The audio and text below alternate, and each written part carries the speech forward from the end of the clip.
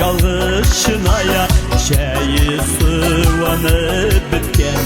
yalgız şeyinin de deme yok eşenedim sinisiz yirken gözlerim şulay uzarma gel seni gide kütür yalgızım istedi yanında sıvınga şeyler ışık gözlerim şulay uzarma gel seni gide kütür yalgızım istedi yanında sıvınga şeyler ışık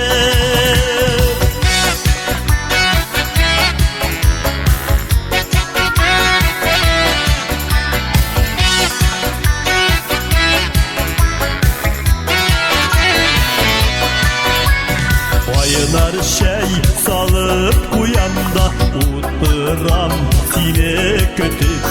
şeyin sıvına bitinde koya yuğaladım gidip gönlerim şulay uzarma gel seni gide kötü yalgızım ister yanında sıvınga şeyler ışık gönlerim şulay uzarma gel seni gide kütür yalgızım ister yanında sıvınga şeyler ışık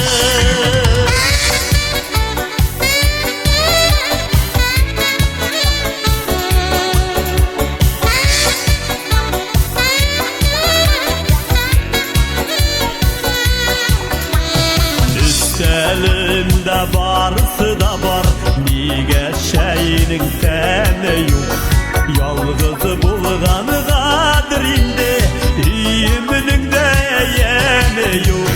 gönlerim şulay uzarma gel seni gide kütür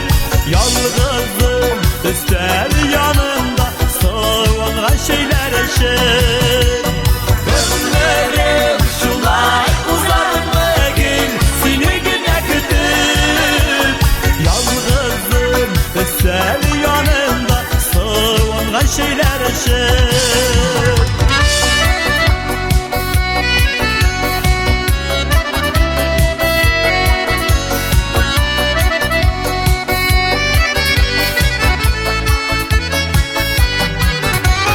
gönlerim şulay uzarma gel seni gide kütür yalgızım ister yanında sıvınga şeyler ışık gönlerim şulay uzarma gel seni gide kütür yalgızım ister yanında sıvınga şeyler ışık yalgızım ister